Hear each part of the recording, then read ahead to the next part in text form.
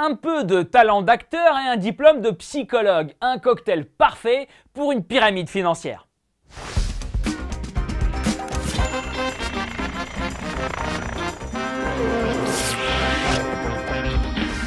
Salut, je suis Oleg Schomer et c'est le blog À part.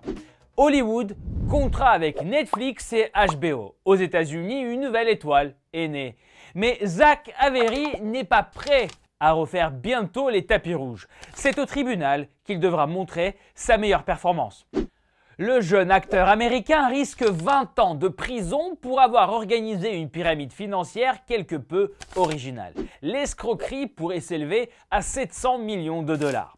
C'est le montant total confié à l'acteur par des investisseurs dans sa boîte de production depuis 2013. Il serait près de 200 à être tombé dans le panneau. Avery leur a promis des dividendes juteuses de la distribution de plusieurs films Netflix et HBO à l'étranger et principalement en Amérique latine. En réalité, l'acteur n'avait aucun contrat avec les plateformes. La seule preuve de leur existence était de faux emails et d'autres papiers complètement fake censés être rédigés par les représentants de Netflix et de HBO.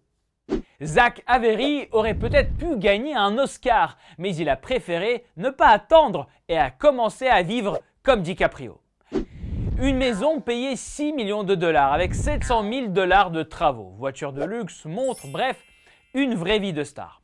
Mais Zach, il faut tout de même le féliciter, car pendant un moment, il arrivait à rembourser les intérêts, avec l'argent de nouvelles recrues de la pyramide, bien sûr.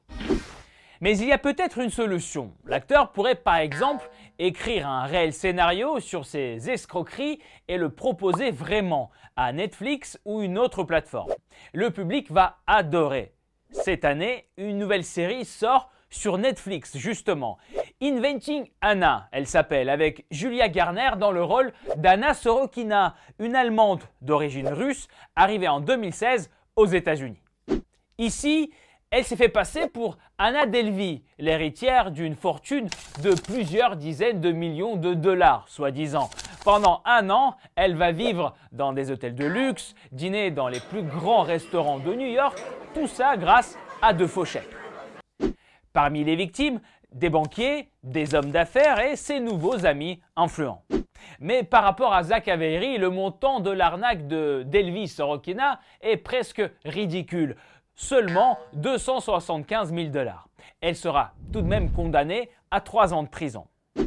Mais une fois la peine purgée, la fausse héritière d'une grande fortune peut se permettre des petits plaisirs.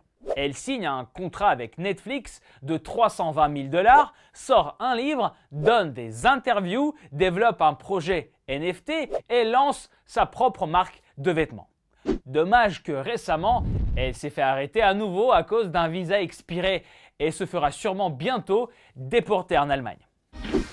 Du coup, le cercle se referme. Les escrocs utilisent Netflix qui lui-même paye les escrocs quand ils ont des histoires à raconter.